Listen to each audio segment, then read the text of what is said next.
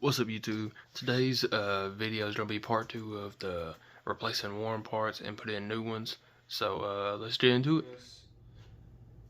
I just took and looked up some bearings online. That was the first thing that popped up. They was cheap, good bearings. Your ball bearings, of course. And they're real smooth. Never have a problem. The ones before, they're ceramic, they're fast eddy bearings. They're probably 20 bucks for bearings. These bearings right here are after taxing all was like 14 and some change. So they're pretty good bearings themselves. I looked at the reviews on them. Everyone said they liked them pretty good, so went ahead and ordered me some bearings and stuff. Take and put my wheel nuts back on there. These nuts? I have a bad problem about losing everything. And now we're gonna take and put the motor back in here. I may turn it on, let it run it a little bit without the wheels. You can run them without the wheels, it don't hurt them as bad. I gotta figure out the reason why my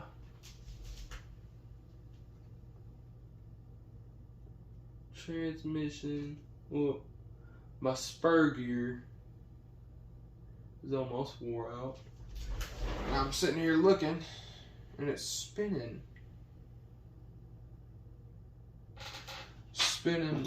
crooked. So I'm gonna try and take and tighten one of these bolts up. Well, I say I'm tightening one of these bolts up.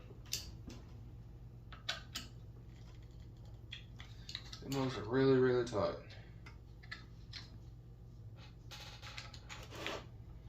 Oh, that's always been how I hold the spur gear still to change it. Just take and hold it with one finger and use the other one to loosen the bolts. So let's see here. So I can tighten this one down first. Here, I'll take it live back.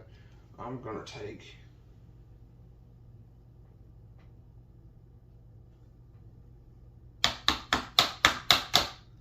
Papa, you must be mad.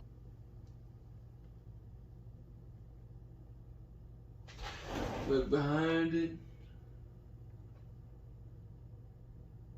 That's another thing. If you can take your motor off and kind of spin your axles and look with one eye, whatever arm you're dominant on is your dominant eye too. I've never known that until someone told me. Just trying to take and look. And make sure your thing's spinning straight up and down. It ain't going back and forth like that. If it's going back and forth like that, chances are it'll wear out. And that's what you don't want. It's hard on stuff, especially your spur gears. I know people don't want to buy gears every day. Like if you do drag racing or anything like that. I've looked into drag racing. This stuff's way too expensive for me. Especially drag racing, these things. I've seen the payouts. Payouts are nice, but your buy-ins is what gets you. Buy-ins are really, really expensive. But I can't lie, the buy-ins for this are really expensive too. And try and take. I used to not run every weekend, but I'm getting to where now I'm kind of getting back into it. There's some weeks I'll take a week or two off, and here lately the track that I've been running, Dawson Springs Raceway in Dawson Springs, Kentucky. They took couple of weeks off just because it's been hot outside. I know it's been really hot where we live here in Kentucky, Western Kentucky. Make sure you tighten these bolts back down. Don't leave them loose like I just about did. It's been 90s here all week. High 90s, low 90s. I know last week we seen maybe 75, I think. With a little bit of breeze blowing. It was perfect outside. I wish it'd stay that way 24/7, but you know how it works. It gets hot one day, it gets cold another, so ain't nothing we can do about it. Just have to live it through. Alright, now I'm going to take and loosen my bolts out of my motor. Yes, I know they're two different bolts. Just what we had laying around. We had a bolt unloosen itself while we was racing one night, and it caused our motor to back out. Well, it backed out of the spur gear. Backed out of the spur gear, and it started spinning freely. It wouldn't spin your rear line, well, your transmission here wouldn't spin it wouldn't spin it. So we thought we lost the pinion, and look, the pinion was still there, but our motor was loose and it backed out. So I always try and make sure your motor bolts are tight. I never use Loctite. I never put Loctite on one. But after every race, I do check every nut and bolt there is, just because of that reason. And right here, you're really not supposed to put pinion gear on before you put your motor in, but your motor goes far enough back where you got room to slide a pinion through, unless you're running a really, really big pinion gear. But in this case, I ain't running a really big pinion gear, so I ain't worried too much about it. But what I am worried about is trying to find the holes. Tighten. Aha. Found them. Always trying to line. Well, you got one empty hole right here, I guess, for air or whatever it leads to. Then you got two threaded holes on your motor. Titan 12 turn 550 motor. BLT racing motor / motors. It's a guy we buy our motors from. He preps them for us and stuff like that. And we take and run them. We like them. We'll take and buy a couple more. If we don't like them, we'll go somewhere else. Like this motor right here. This old motor right here, it's an AK-47 motor. They prep their motors different.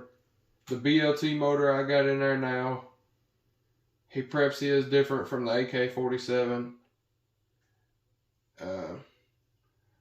I did have an AK-47 rear end. Well, your rear end in there, and it's kind of making some noise. So I'm gonna take and send it back and let him look through it. And I may put it back in there, but if I like my custom made rear end, I'll probably leave it in there. Or if it runs pretty good, as fast as it was, and it runs pretty good, I'll leave it in there. Well, I'll put it back in there. If mine ain't as fast as the AK-47 one, I'll take and put the AK-47 one back in here. I know the AK-47 motor, that's a really fast motor to be a Titan 12 turn. And we're running them on 2-cell batteries.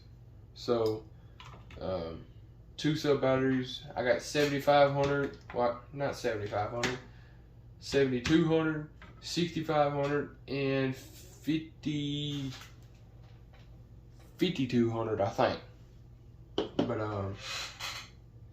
ain't nothing wrong with the AK-47 motor. I just took it out because I bought a new one. I figured since I was replacing all these parts, might as well go big or go home and buy a new motor too, and put a new rear end in there. So go big or go home. What I've always learned. sometimes you go big and you go home. Most times, well, not saying you'll lose every time, but you never know. You always want to try something different. It's always nice to try something different. I like trying something different anyways, but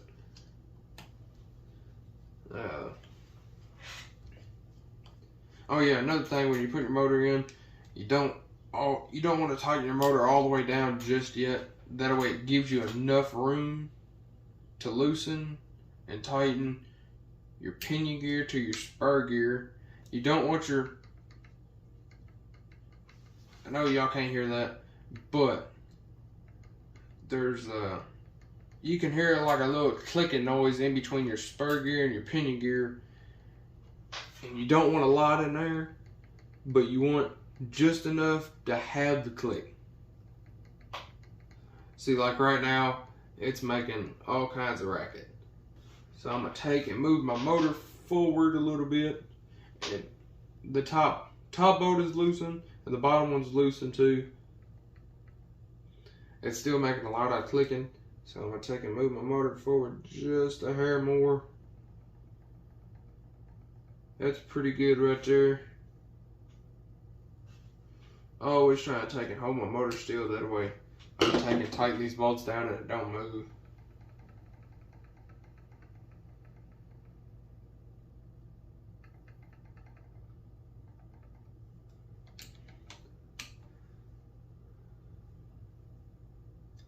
You gotta watch it though, tighten it down. It will move your motor backwards just because the bolt's going this way, and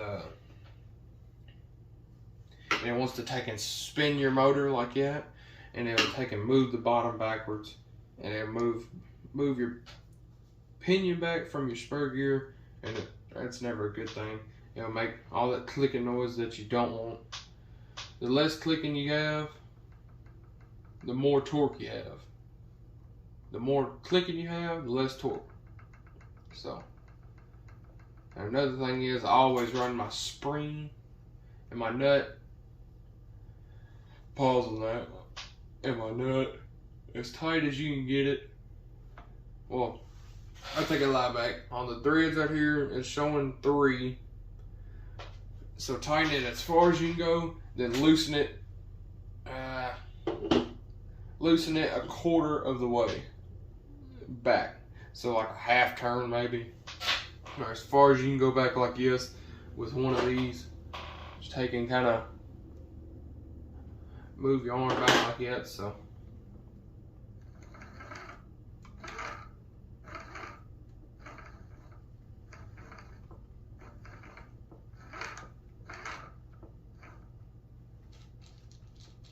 And it's normal for your axles to spin back and forth like that because it's two-wheel drive, it ain't catching.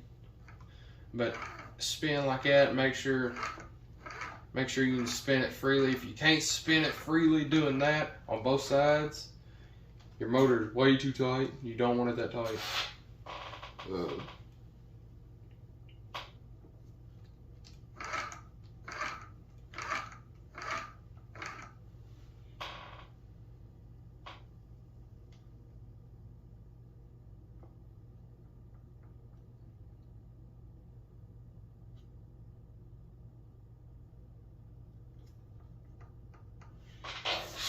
And don't want it too far back either, or else it'll strip out your gears.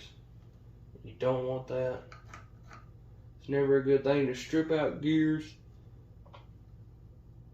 It's almost time for a new spur gear on mine, just because they're rounding out where my spur gear was spinning back and forth like that right there, and it was caused it to round itself out.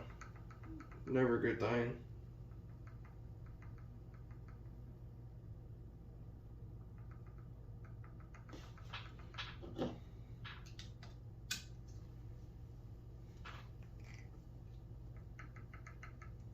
I always try and tighten the bottom one first, then go back and tighten your top one, because your bottom one your bottom hole is rounded like a U, and you got some room to move the motor back and forth, that's what causes your motor to come backwards and forward. And you don't want it to mess anything up. See, I got a little bit clicking. Just the right amount. Always make sure you plug your wires back in when you put your motor in. Red wire goes with the red wire. Black wire goes with the black wire. I did that mistake one time. I didn't plug the black, either the black or red wire in far enough, and it burned up the inside of the wire. I had to get a new ESC for it. Your ESC up here. Had to get a new one of them because the inside was burnt. It's never a good thing to burn your wires, just because it might cause an electrical issue. I burn up a lot of things. I burn up a lot of things on a RC car like this. I had a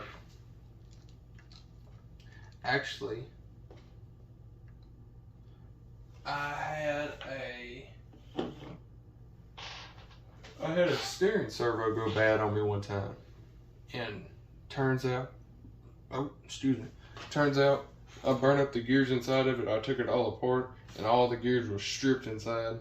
I never knew how I done it. Never tried to do it again. But now got the car back together. I'm gonna take and plug it in. Yes, I do got the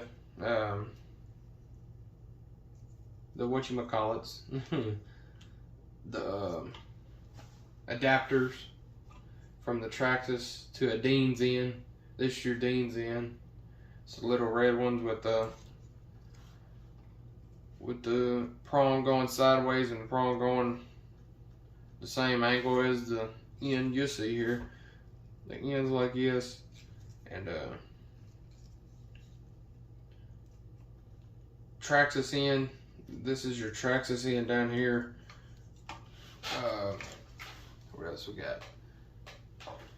I think I'm gonna turn it on and run it a little bit, see if it sounds right back here where I put the motor in. If it don't sound right, I may have to do something else. So let's see here. I run a Spektrum remote, Spektrum DX5C, dang good remote. Had no issues out of it, besides the issue I did have, the Spark.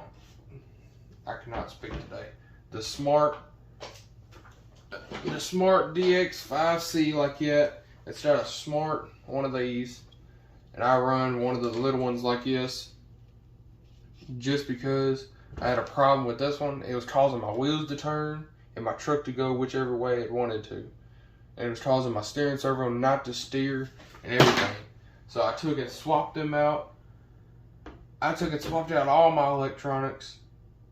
Come to find out, it was the little receiver right there. So I took and swapped it out. And got all that done. I was mad because I done swapped out the ESC, the motors, the steering servo.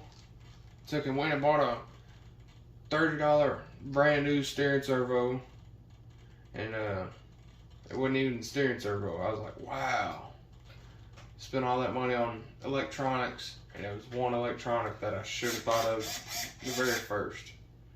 All right, let's see what the rear end is. Uh-oh.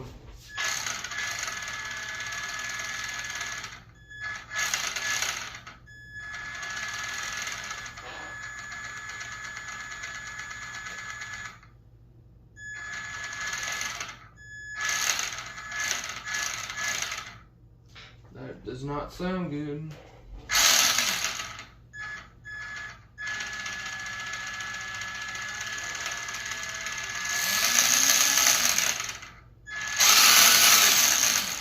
Sounds like a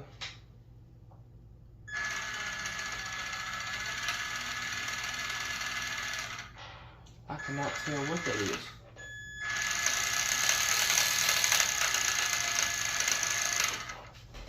Hold on. That does not sound good.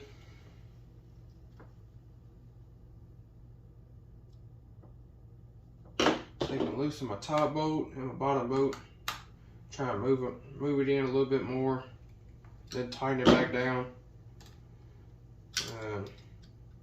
Don't know what the clicking noise is. Maybe the rear end.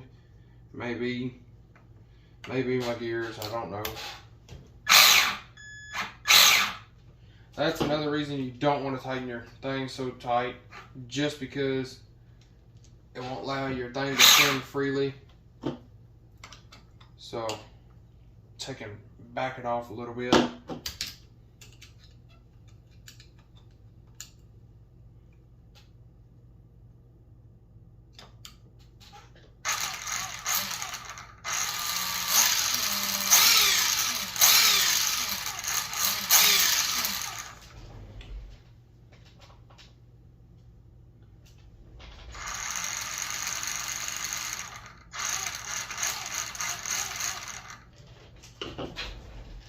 Alright, let's see here.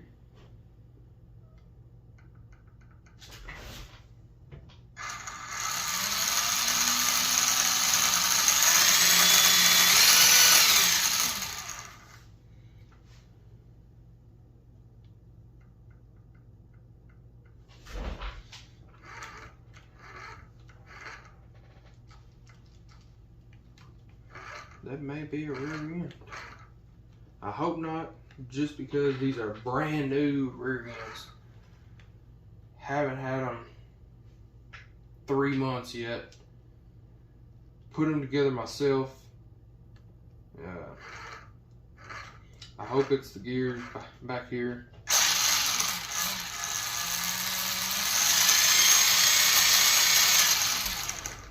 Sounds like the gears are missing back here. They could be spinning.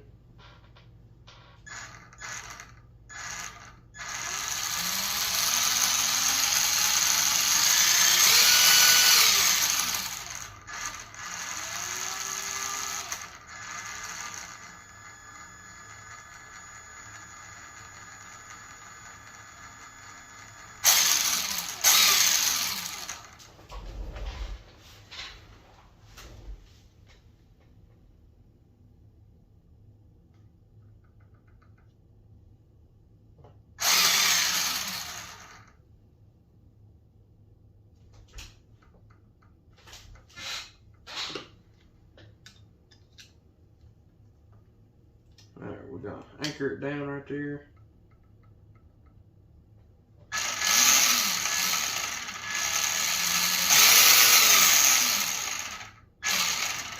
I'm going to put the wheels and tires in there, see if it makes the same noise. If it does, I don't know what to do. May have to put the old rear end back in it. I hate to do that just because it's a lot of work. A lot of work to put rear end, swap out rear ends. But anyway, see if we could take and put some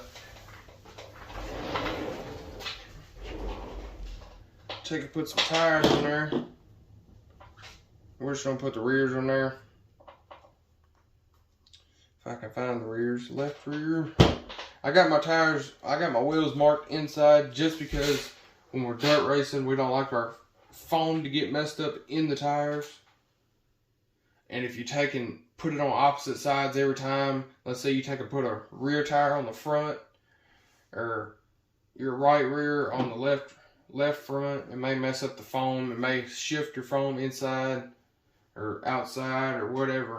But I always try and take and put it on the same side, so I mark my wheels like that. So it's always best off to mark your wheels, I think, in my opinion. I don't know what y'all do, but I guess whatever someone's feeling comfortable with. I would say if you're doing off-road, I guess it wouldn't matter. But for dirt racing, I would recommend it. So it keeps your foam in the same line every time. And you don't have to worry about your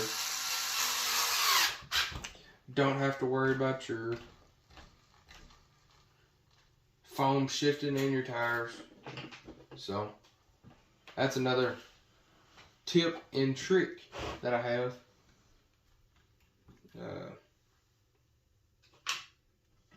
Let's see here.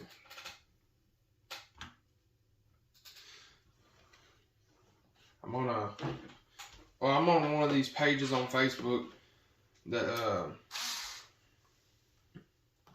2-wheel drive and 4-wheel drive slash setup, and I seen a guy on there the other day. He was he took and posted a thing on there. He said, "What y'all guys recommend?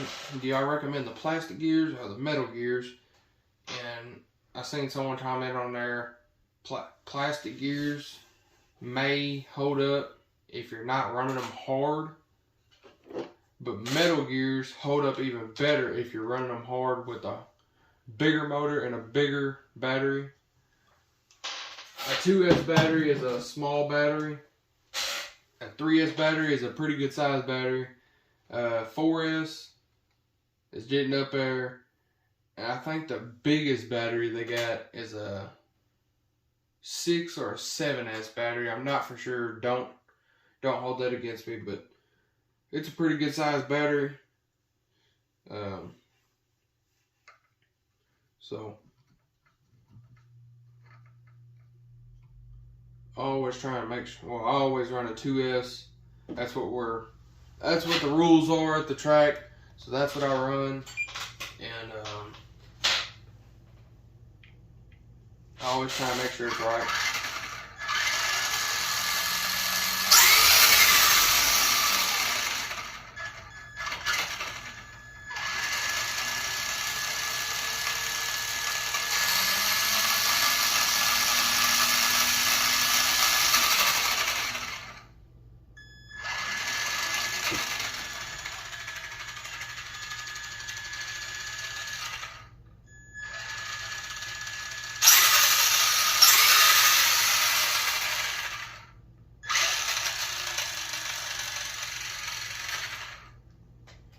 Sounds like a spur gear.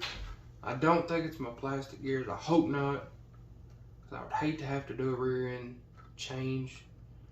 Now, I ain't had a problem yet with it because I ran it before. I ran my plastic gear setup before on the road with the AK-47 motor. Didn't have a problem. Didn't sound like that. And I don't think my motor was tight when I done it, and it backed out on me, and I think it stripped out the spur gear, because I see some flat spots in the spur gear, and that's never a good thing. You don't want to see flat spots. You always want your spur gear spikes to stick up, or your spur gear teeth to stick up like that. I hope it's not the rear end. I would be very upset just because I ordered all that stuff. It took a couple of days, but I had to wait another 2 or 3 days. I had to order 2 more things. I think it was your pin that comes with your, I want to say, idler gear with that. And I had to order 2 more bearings to go in the rear end. Ordered a lot of parts. Like I put a whole, like I looked up a diagram of it, ordered all the parts that was on the diagram, 2 of each parts, and built 2 rear ends. I built this one, and I built this one that's on here. I hope it's not going out. I'd be very upset just because I know money don't grow on trees, but I wish it did, but it don't. And I didn't spend a lot of money on there. I would say probably for all the parts for one rear end is right at $40. And I mean, yeah, that's 40 bucks going right to plastic gears to mess up, but they're cheap and easy to put together, so why not try it? Figure out to try it, so yep. So that's how you put your bearings and stuff in there, and your axles back in there. If I can get my stand to turn, it'd be nice. Your bearings in there, axles in there, put your shims on there. Next video, I'm gonna try and order a new spur gear, see if that fixes it. If not, I know it's really clacking like that. You don't want it clacking like that because it makes it sound bad, and you don't want it to sound bad. Maybe next video I will have the body painted too. We got a new body to put on it. It's maybe a 2000. I want to say either 19. No, I'll take that lie back. It's a newer body style, Z71 body that comes from Proline. Proline makes some nice bodies. I recommend them. Here's my old body. Hey, it's seen some better days. I've hit a couple people with it. Not on purpose. They was just in my way. We got some cracks, cuts, paint chippings. My favorite, my number's 96. So, y'all see a 96 truck in the video that I post next. Make sure to follow it. So, and the surprise will be some new colors. It won't be orange and black like this one. It's gonna be some different colors. So, y'all stay tuned. And make sure y'all like, comment, and subscribe.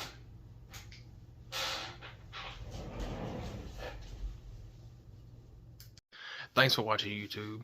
Hope you enjoyed the video. Make sure y'all like, comment, subscribe. Let's try and get 10 million views by the end of the week. You know what I'm saying?